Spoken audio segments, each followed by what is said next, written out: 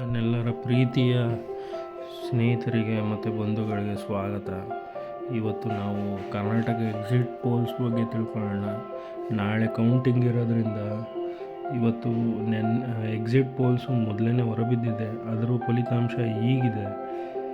ಇಲ್ಲಿ ಯಾರು ಗೆಲ್ಲಬಹುದು? BJP ಗೆದ್ದರೆ 3ನೇ ಬಾರಿಗೆ ನರೇಂದ್ರ ಮೋದಿ ಅವರು ಗದ್ದಿಗೆ ಇರ್ತಾರೆ.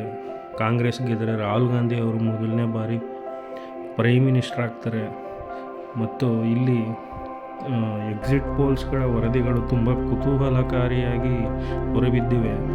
ಎಕ್ಸಿಟ್ ಪೋಲ್ಸ್ ವರದಿಗಳಿಂದ ನಾವೇನು ತಿಳ್ಕೊಬೋದಂದರೆ, ಇಲ್ಲಿ ಬಹುತೇಕ ಪಾಲು BJP ಪಾಲಾಗಿದೆ ಅಂತ ನಮಗೆ ಇಲ್ಲಿ ಎಕ್ಸಿಟ್ ಪೋಲ್ಸ್ ವರದಿಗಳಲ್ಲಿ ಬಂದಿದೆ. ಮೆಗಾ ಎಕ್ಸಿಟ್ ಪೋಲ್ ನಡೆಸಿದ್ದಾರೆ News18 ಅವರು. ಅದರಲ್ಲಿ NDAಗೆ 23ರಿಂದ 26 ಸೀಟ್ ಬರ್ಬೋದು ಅಂತ ಹೇಳಿದ್ದಾರೆ. ಇಂಡಿಯನ್ ನ್ಯಾಷನಲ್ ಕಾಂಗ್ರೆಸ್ಗೆ 3ರಿಂದ 7 ಬರ್ಬೋದು. ಮತ್ತು ವೋಟ್ ಶೇರಲ್ಲೂ NDAಗೆ 60% ಇದೆ, ಕಾಂಗ್ರೆಸ್ಗೆ 35% ಇದೆ, ಅದರ್ಸ್ಗೆ 5% ಇದೆ. ನಮ್ಮ ಕರ್ನಾಟಕದಲ್ಲಿ ಒಟ್ಟು 28 ಲೋಕಸಭಾ ಕ್ಷೇತ್ರಗಳಿದೆ.